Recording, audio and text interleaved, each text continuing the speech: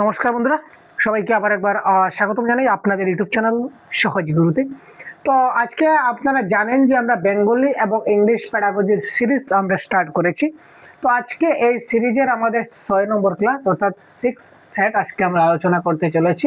তো তার আগে 1 2 3 4 5 সেট আলোচনা করা হয়ে গেছে। যদি আপনারা দেখে না থাকেন অবশ্যই আমাদের প্লেলিস্ট দেওয়া আছে, ডেফিনেট প্লেলিস্টে গিয়ে আপনারা দেখে নিতে পারেন আগেরগুলো। তো এই সেটে আমরা ইংলিশ এবং বাংলা প্যাডাগজি আমরা মজবুত করি, শক্তিশালী করি, অর্থাৎ বাইলিঙ্গুয়াল কোয়েশ্চন থাকে ইংরেজি এবং বাংলাতে, যেগুলো আমাদের ইংরেজি প্যাডাগজি আমাদের শক্ত করার সঙ্গে সঙ্গে বাংলা প্যাডাগজি তো আমাদের মাস্টারি করে তোলে, তাই না ভাই?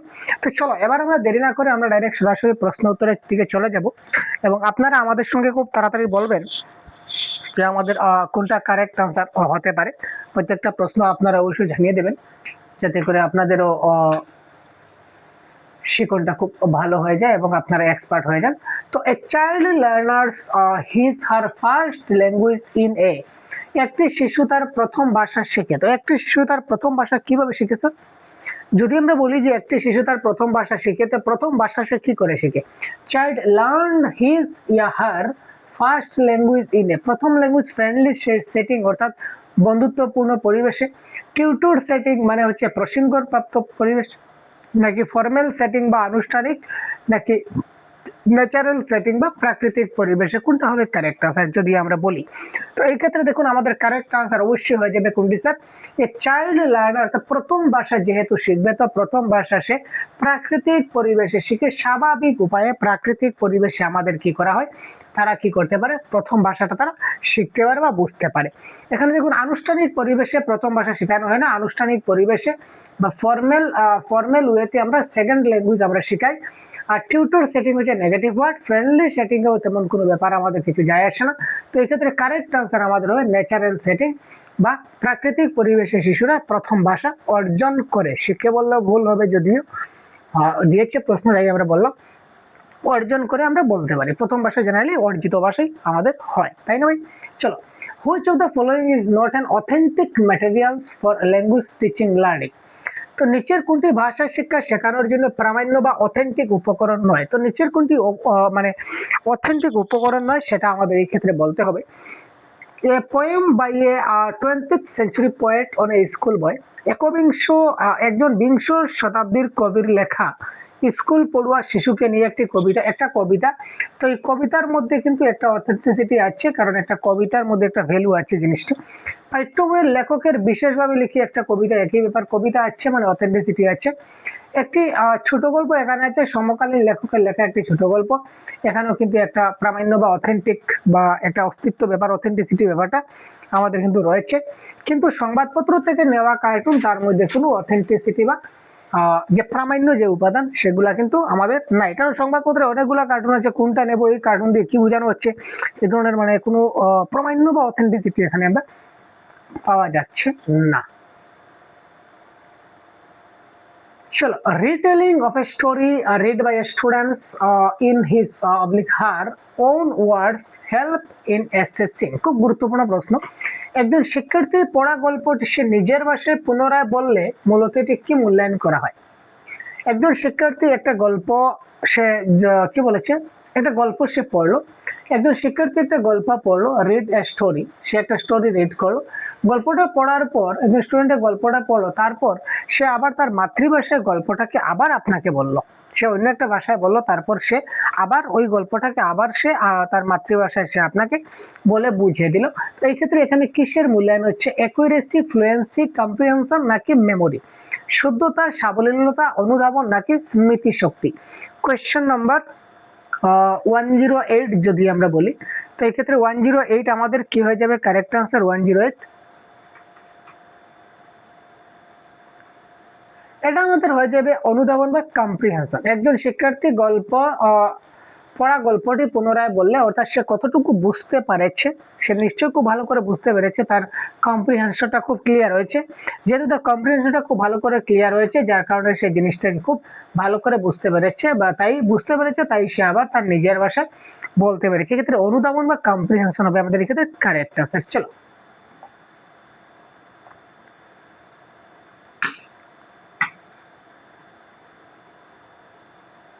A teacher read aloud half of the text and then asks learners in a group to write their own ending.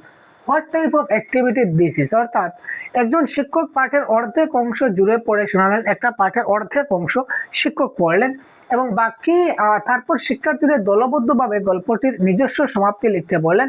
এটি কোন ধরনের কার্যক্রম? তিনি একটা গল্পের অর্ধেক শিক্ষক বলে দিলেন, তারপর বাকি অর্ধেক তিনি বললেন না, ছাত্রদের বললেন যে বাকি অর্ধেক পাঠটা তোমরা বলো কি হতে পারে। A teacher read aloud half of the text, তিনি গল্পের অর্ধেকটা তিনি বললেন। দেন আস্ক, এবং তখন তিনি বললেন আস্ক লার্নার, ছাত্রদের বললেন, তারা গ্রুপে বললেন যে to write their own ending, যে তোমাদের নিজস্ব মতামত অনুযায়ী এই গল্পের শেষটা কি হতে পারে তোমরা নিজস্ব ভাষায় লেখো। এখানে তিনি কি ধরনের মূল্যায়ন করছে না কি ধরনের অ্যাক্টিভিটি এখানে হচ্ছে? Experimental activity, group work, writing activity না ইনটেক অ্যাক্টিভিটি? কিভাবে অ্যাকশন হয়?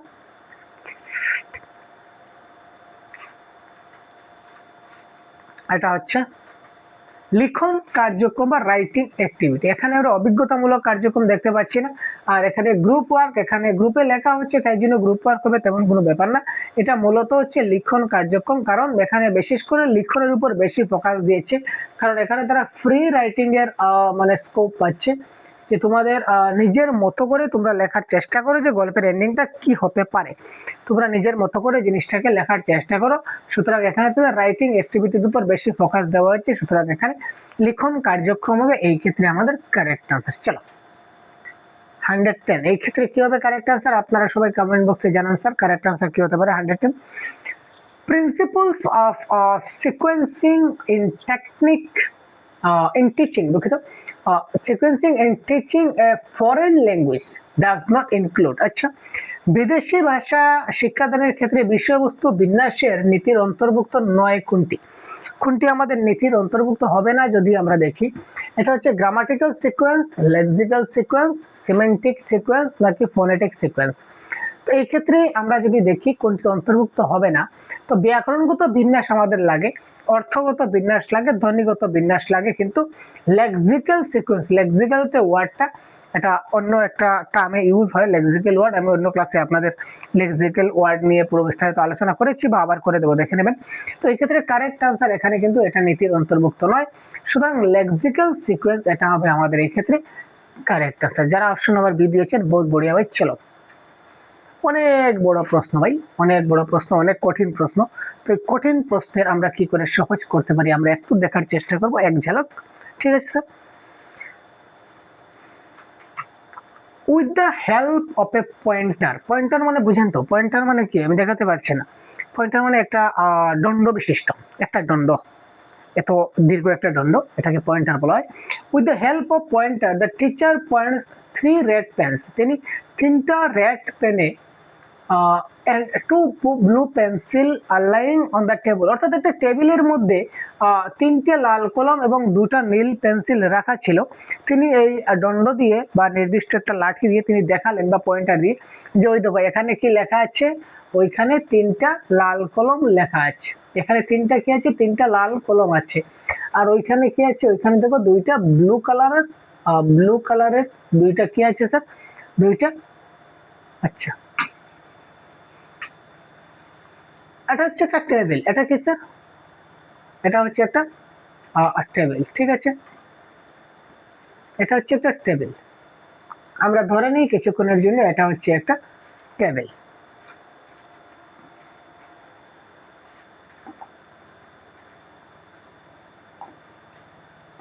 তো এই টেবিলের মধ্যে কি বলেছে, টেবিলের মধ্যে লাল কলম ছিল 3টি, একটি কলম, 2টি কলম, 3টি কলম। লাল কালার কলম কয়টি স্যার, 3টি। তারপর কি স্যার, ব্লু পেন্সিল কয়টা স্যার, ব্লু পেন্সিল ছিল এখানে 2টা। হ্যাঁ, আমরা এটাকে ব্লু করে দিই এবার। হ্যাঁ, মোটামুটি একটা ব্লু পেলাম। ব্লু পেন্সিল এখানে কয়টি, আপাতত এটাকে আমরা ব্লু আপাতত ধরে নিই বুঝার খাতিরে। তো এটা হচ্ছে ব্লু পেন্সিল। ঠিক আছে স্যার, ব্লু পেন্সিল এখানে কয়টা, 2টা। আচ্ছা, এবার কি বলা হয়েছে, তিনি একটি পেন্সিল দেখিয়ে বলেন দিস পেন্সিল ইজ ব্লু, তখন এই পয়েন্টার দিয়ে শিক্ষক দেখালেন এই দেখো দিস পেন্সিল ইজ ব্লু। তারপর দুটি দেখিয়ে বলেন যে দিস পেন্সিলস আর রেড, তখন এই দুইটা কলম দেখিয়ে বললেন এই দেখো দিস পেন্সিলস আর রেড। তারপর একটি কলম হাতে নিয়ে একটি পেন্সিল পকেটে নিয়ে রাখতে রাখতে বলেন I have one pen in my hand and I am now putting one pencil in my pocket. যেই দেখো আমি একটা কলম হাতে নিলাম এবং একটা কলম আমার পকেটে রাখলাম, করতে করতে তিনি দেখাচ্ছেন উপরে উদাহরণটি ভাষা শিক্ষার্থীদের কোন পদ্ধতিতে সবচেয়ে বেশি ভালোভাবে নির্দেশ করে? সিচুয়েশন অ্যাপ্রোচ না স্যার, সিচুয়েশন তো এখানে হচ্ছে না। কমিউনিকেটিভ অ্যাপ্রোচ মানে যোগাযোগ ব্যবস্থা, তো যোগাযোগ মানে কারোর সঙ্গে কোনো ব্যাপারে আমি কথা বলবো এই সমস্ত বলা হয়। এখানে কথা বলার কোনো ডাইরেক্ট অ্যাপ্রোচ, একটা ডেমনস্ট্রেশন অ্যাপ্রোচ, তিনি এখানে ডেমনস্ট্রেশন করছেন। এই দেখো এটা হচ্ছে একটা নীল কলম, এটা হচ্ছে একটা লাল কলম, এই দেখো এই দুইটা মিলে এইগুলা হচ্ছে আমাদের লাল কলম। তো এইভাবে তিনি ডেমনস্ট্রেশন করছেন, সুতরাং demonstration approach is the right answer of this question.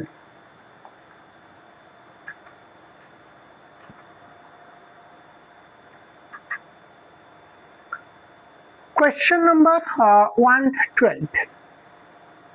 The psychological factor affecting the language learning of a child include. আচ্ছা, এখানে প্রশ্নের একটু সমস্যা আছে, দেখে নেবেন।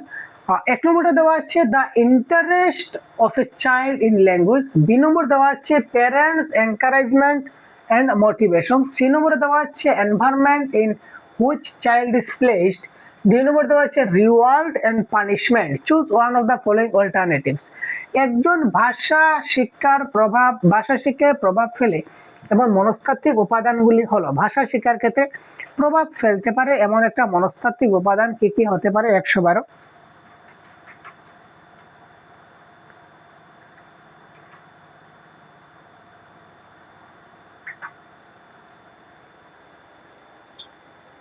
আচ্ছা, একটা জিনিস আমরা মনে রাখবো, ভাষা শিক্ষার ক্ষেত্রে কি আমাদের পানিশমেন্ট থাকে? ভাই পানিশমেন্ট কি থাকে?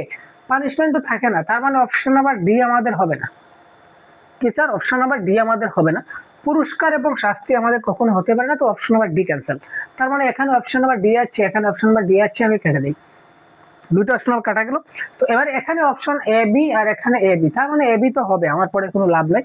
এবার অপশন আমি সিটা করবো, environment in which child is placed, অর্থাৎ যে পরিবেশে শিশু বেড়ে ওঠে, অর্থাৎ তাদের ভাষা শিক্ষার ক্ষেত্রে পরিবেশ এনভায়রনমেন্ট কিন্তু এটা গুরুত্বপূর্ণ ভূমিকা পালন করে। সুতরাং A B C is the right answer, ক খ এবং গ এই তিনটা এই ক্ষেত্রে হবে কারেক্ট আনসার। আশা করি আপনারা জিনিসটা বুঝতে পেরেছেন। চলো, the most appropriate characteristics of listening is, wow, শ্রবণের সবচেয়ে গুরুত্বপূর্ণ বৈশিষ্ট্য কি? শ্রবণ মানে কি স্যার? শ্রবণ মানে হচ্ছে লিসেনিং। তো লিসেনিং এর সবচেয়ে গুরুত্বপূর্ণ ভূমিকা কোনটি sir? Understanding the meaning conveyed by keywords, stress and intonation, মূল শব্দ অর্থাৎ যে শব্দটা জোর বা স্বরাঘাতের মাধ্যমে প্রকাশিত অর্থ বোঝা, প্রসঙ্গক্রমে শব্দ এবং বাক্য গঠনের অর্থ বোঝা। এখানে শব্দ এবং বাক্য গঠনের অর্থ বোঝা এটা রিডিং এর পার্ট, এটা আমাদের শ্রবণের পার্ট নয়। শব্দকে কাল, কারক, লিঙ্গ অনুযায়ী সঠিকভাবে ব্যবহার করা এটা গ্রামাটিক্যাল ব্যবহার। অপরিচিত শব্দের অর্থ অনুমান করা, গ্যাস করা এটা কোনো ব্যাপার না। তো কারেক্ট আনসার এখানে হয়ে গেল option number 1 is the right answer. যে মূল শব্দ, যে শব্দটা মূল শব্দ, কোন শব্দটা কি ধরনের তাদের ইন্টোনেশনটা হচ্ছে, অর্থাৎ তার স্বরাঘাত, অর্থাৎ কোন শব্দের উপর কি করে জোর দিচ্ছে, যেমন ক, খ, আমি একটু বেশি স্ট্রেস দিচ্ছি, খ, গ, ঘ, একটিতে একটু বেশি কাজ করছি, একটিতে একটু কম প্রেস করছি। তো এই জিনিসগুলা কোন ধরনের মানে কোন অক্ষরে বা কোন বর্ণয় কি ধরনের প্রেস দিতে হয়, ওই জিনিসটাকে খুব ভালো করে বুঝতে হবে, বুঝে কিন্তু অর্থ প্রকাশ করতে হবে। এবার যদি বলি গড়, গড় হলে এক ধরনের গড়, আর যদি বলি ঘর, তো ঘর বললে আরেক ধরনের ঘর, আরেকটা অর্থ। যদি বলি গড়, তাহলে গড়ের কিন্তু আরেকটা অর্থ, তাই না স্যার? তো এই ধরনের এই যে মূল শব্দভেদে বা ইন্টোনেশনের ব্যবহারের ফলে কিন্তু অনেকগুলো শব্দের অর্থটা পরিবর্তন হয়ে যায়, তো সেই অর্থটা বোঝা এটাকে বলা হচ্ছে শ্রবণের মূল বৈশিষ্ট্য। চলো, স্কিলস অফ কম্প্রিহেনশন আর কি বলেছি receptive skill include. Wow, receptive skill কোনগুলা? বহুত বড়িয়া, রিসিপটিভ ভাষা দক্ষতার অন্তর্গত। আর দেখতে হবে না আমাদের, কারেক্ট আনসার বড়িয়া ভাই 114। বলুন কি হবে? এল এস আর ডাব্লিউ, তার মধ্যে দুইটা আছে, একটা হচ্ছে রিসিপটিভ স্কিল, একটা হচ্ছে প্রোডাক্টিভ স্কিল। আমরা প্রত্যেকটা ক্লাসে বারবার আমরা এই জিনিসগুলো আপনাদের সামনে তুলে ধরি। তো এখানে এল এবং আর হচ্ছে আমাদের রিসেপটিভ, এস এবং ডাব্লিউ হচ্ছে আমাদের প্রোডাক্টিভ। তো লিসেনিং এবং রিডিং, তো লিসেনিং এবং রিডিং অপশন নাম্বার 1, শ্রবণ এবং পঠন এই ক্ষেত্রে রিসেপটিভ স্কিল, এটা হবে কারেক্ট আনসার। যদি আপনাদের প্রশ্নে আসে প্রোডাক্টিভ স্কিল কোনটি বা প্রকাশমূলক দক্ষতা কোনটি, বা প্রোডাক্টিভ না আসে আমাদের পরীক্ষায় আসতে পারে স্যার এক্সপ্রেসিভ স্কিল কোনটি, পরীক্ষায় আমাদের প্রশ্ন আসতে পারে যে এক্সপ্রেসিভ স্কিল কোনটি। তো যখন এক্সপ্রেসিভ যদিও আসে, তো এক্সপ্রেসিভের আর একটা নাম হচ্ছে প্রোডাক্টিভ। তো এই ক্ষেত্রে এটাই হবে এই ক্ষেত্রে আমাদের কারেক্ট আনসার। তো শ্রবণ এবং পঠন বা লিসেনিং এবং রিডিং এটা হবে আমাদের এই ক্ষেত্রে কারেক্ট আনসার। তো তারপর আমরা যদি দেখি, তারপর আমরা পরবর্তী প্রশ্নটা আমরা একটু দেখার চেষ্টা করব। কোয়েশ্চেন নাম্বার 115 আমরা একটু দেখবো স্যার। কোয়েশ্চেন নাম্বার 115 আমরা একটু দেখার চেষ্টা করব, এক ঝলক। রেসিপি এবং প্রোডাক্টিভ থেকে আসলে আপনারা, আমি জানি যে আপনারা 100% কারেক্ট করবেন। What is the status given to the Hindi language in the Indian constitution? ভারতীয় সংবিধানে হিন্দি ভাষার মর্যাদা কি? আচ্ছা, তার আগে একটা প্রশ্ন আপনারা কমেন্ট বক্সে জানান তো, ভারতীয় ভাষা ইংলিশ ভাষার মর্যাদাটা কি? ভারতীয় সংবিধানে ইংরেজি ভাষাকে কি মর্যাদা দেওয়া হচ্ছে? ইংরেজি ভাষাকে কি মর্যাদা দেওয়া হচ্ছে?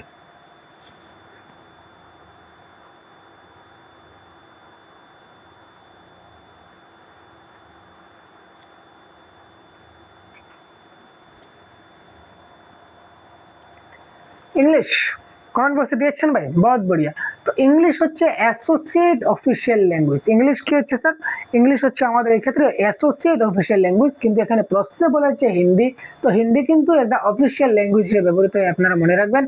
ভারতীয় সংবিধানে হিন্দি ভাষার মর্যাদা হচ্ছে একটা অফিশিয়াল ল্যাঙ্গুয়েজ বা সরকারি ভাষা, ঠিক আছে। তো এই ক্ষেত্রে কারেক্ট আনসার হচ্ছে অপশন নাম্বার 1। এই ধরনের প্রশ্ন আপনার পরীক্ষায় আসতে চলেছে এবং আপনার এই ওয়াই বলতে বলতে চলে আসলো।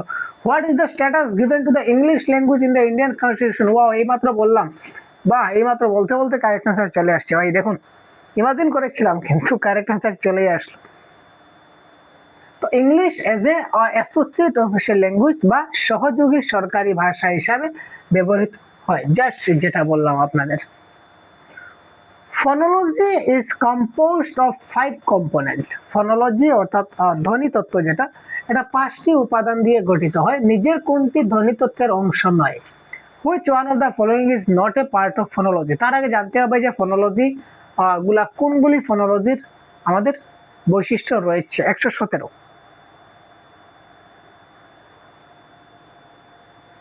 এই ক্ষেত্রে দেখি আমরা একটা শব্দ এখানে দেখতে পাচ্ছি যে স্কিমিং। তো স্কিমিংটা আমরা কোথায় পেয়েছি স্যার? স্কিমিংটা মনে আছে আপনার? স্ক্যানিং, স্কিমিং, ইন্টেনসিভ, তারপর এক্সটেনসিভ, এইগুলো নামগুলো মনে আছে আপনার? যদি মনে থাকে তো বলুন তো এগুলো কোথায় শুনেছি স্যার? ইয়েস, মনে পড়েছে, এগুলো আমরা রিডিং এ শুনেছিলাম, তাই না? এগুলো রিডিং এর পার্ট। স্কিমিং হচ্ছে একটা রিডিং এর পার্ট। স্কিমিংটা আমাদের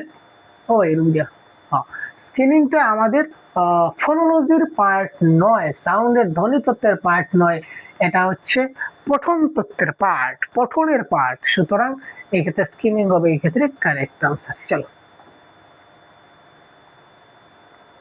which is not a subskill of reading? কোনটি নিচের রিডিং এর সাবস্কিল নয়? রিডিং এর সাবস্কিল ভাই, রিডিং এর সাবস্কিল মানে কি স্যার? উপদক্ষতা। রিডিং হচ্ছে একটা দক্ষতা, তো রিডিং এর আরো উপদক্ষতা কি কি সেগুলো দেখে নেবেন। রিডিং এর উপদক্ষতা বা সাবস্কিল নয় কোনটি? কোয়েশ্চেন নাম্বার 118 বলুন তো,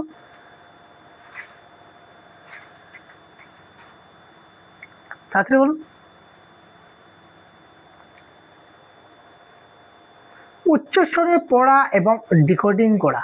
আচ্ছা স্যার, এখানে ডিকোডিং করে আমাদের পড়তে হবে। তথ্য খোঁজার জন্য স্ক্যানিং করা, তো স্ক্যানিং হচ্ছে এক ধরনের কিন্তু রিডিং। আর লাউড রিডিং এটাও কিন্তু এক ধরনের লাউড রিডিং। আর ডিকোডিং এটাও কিন্তু একটা পার্ট। ভালো উচ্চারণের জন্য পড়া, এটাও কিন্তু পড়া। অনুমানমূলক অর্থ বোঝার জন্য পড়া না স্যার, আমরা কিন্তু অনুমানমূলক অর্থ বোঝার জন্য পড়ি না, আমরা পারফেক্ট অর্থ বোঝার জন্য পড়ি। জিনিসটা বুঝবো আমরা একটু। অনুমানমূলক অর্থ মানে একটা আইডিয়া লটারি মারলাম যে এটা পড়লাম তো এটার অর্থ মনে হয় এটা হবে, এই ধরনের কিন্তু না। আমরা পারফেক্ট 100% আমাদের কি করতে হবে?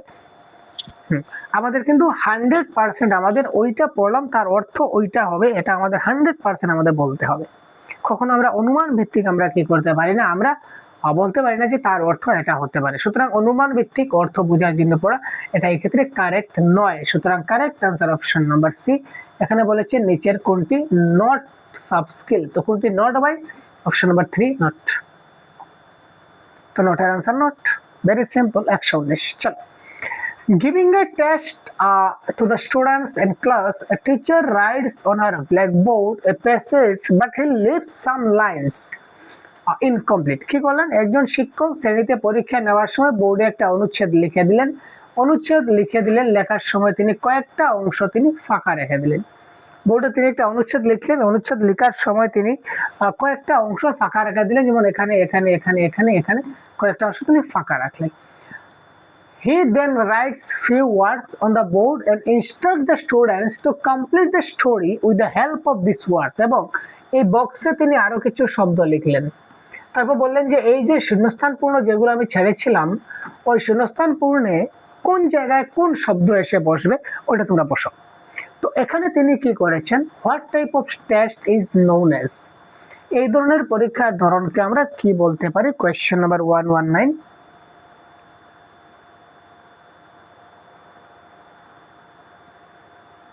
অ্যাচিভমেন্ট টেস্ট, ইন্টেলিজেন্ট টেস্ট, অনুধাবন পরীক্ষা নাকি ক্লোজ টেস্ট? এখানে দেখি এখানে তিনি এখানে বক্সে কিন্তু কিছুটা দিয়েছেন তাকে অপশন, তাকে অপশনে ক্লু দেওয়া আছে যে এখান থেকে আনসারটা আসবে, ওই জন্য কারেক্ট আনসার হয়ে যেত ক্লোজ টেস্ট, এটা কারেক্ট আনসার হবে যেহেতু এখানে অপশন দেওয়া আছে। যদি এখানে দেওয়া না থাকতো যে এই শূন্যস্থানগুলিতে তোমার মন থেকে তুমি বসাও, কি বসাতে পারো, তুমি কি বুঝাচ্ছ তুমি এখানে বসো, তো এটা হচ্ছে তার কম্প্রিহেনশন টেস্ট। জিনিসটা বুঝলাম। এখানে কিন্তু ক্লু দেওয়া আছে, ক্লু দেওয়া আছে যে ওই জায়গা থেকে তুমি এক্সাক্ট ওয়ার্ডটা এনে বসাও, তবে কোথায় কোন ওয়ার্ডটা বসবে এটা তুমি একটু ভালো করে বুঝে নেবে। তো এই ক্ষেত্রে এটা হচ্ছে ক্লোজ টেস্ট। আর যদি এখানে বলা হতো যে এখানে কোনো কিছু নাই, এখানে কোনো কিছু নাই, ডাইরেক্ট এখানে আমি একটা লাইন, দুটা লাইন, তিনটা লাইন আমি ছেড়ে দিলাম, তো এই জায়গায় তুমি যা মনে হয় তুমি তা বসাতে পারো। তো এটা হচ্ছে কম্প্রিহেনশন টেস্ট। আশা করি দুটার মধ্যে ডিফারেন্স আপনারা বুঝলেন। আর ইন্টেলিজেন্ট আর অ্যাচিভমেন্ট এখানে কোনো কাজের না বা কোনো ফ্যাক্টর না। চলো আজকের এই সেটের সর্বশেষ প্রশ্ন, which of the following is not true about criterion reference test? তো ক্রাইটেরিয়া রেফারেন্স টেস্টের সম্পর্কে নিচের কোনটা সঠিক নয় এটা আমরা বলবো। Question number 120। They are designed to measure well-defined and fairly specific objective. তো যে কোনো ধরনের মূল্যায়ন, সেটা ক্রাইটেরিয়া হোক, ফরমেটিভ হোক, সামেটিভ হোক, এগুলা কিন্তু একটা নির্দিষ্ট এবং ভালো একটা উদ্দেশ্য পরিমাপের জন্য তৈরি করা হয়। ডায়াগনস্টিক এবং অ্যাচিভমেন্ট টেস্ট এই শ্রেণীর অন্তর্গত। ডায়াগনোস করতে হবে এবং অ্যাচিভমেন্ট টেস্ট নিতে হবে। They are course and program specific, এখানে নির্দিষ্ট একটা কোর্স থাকবে। They also measure learners aptitude for foreign and second language learning, এগুলো শিক্ষার্থীদের বিদেশি এবং দ্বিতীয় ভাষার যোগ্যতাও পরিমাপ করে। না ভাই এটা ঠিক, তো ক্রাইটেরিয়া রেফারেন্স টেস্টে কিন্তু আমাদের এই কথাটা বলেনি যে শুধুমাত্র দ্বিতীয় ভাষা বা বিদেশি ভাষার যোগ্যতা সেটা পরিমাপ করবে, এটা কিন্তু বলা হয়নি। তো correct answer 120 option number D is the right answer of this question. তো এই ছিল আজকের এই সেট নাম্বার 6 আজকে আমরা আলোচনা করলাম। বেশ কিছু প্রশ্ন আপনারা দেখতে পেলেন। তো এইভাবে আমরা বেঙ্গলি এবং ইংরেজি প্যাডাগজির যে সিরিজ আমরা প্রত্যেকদিন কন্টিনিউ করব। কতটা সিরিজ আপনাদের চাই সেটা আপনারা কমেন্ট বক্সে জানাবেন। আমরা প্রত্যেকদিন এই সিরিজটা এক এক করে আমরা আপলোড করতে যাচ্ছি, আপনাদের ভালোবাসা দিচ্ছেন এবং প্রত্যেকদিন এই ধরনের সেট আপনারা দেখতে পাবেন। তো কতটা সেট পর্যন্ত এই ধরনের করালে আপনাদের ভালো হবে আপনারা সেটা কমেন্ট বক্সে অবশ্যই আমাদের জানাবেন। আপনাদের কমেন্টের অপেক্ষায় থাকলাম। তো আগামীকাল আবারও রাত 9 PM আপনাদের আরেকটা সেট নিয়ে আমরা কথা বলবো। সাথে থাকবেন। ধন্যবাদ। জয় হিন্দ।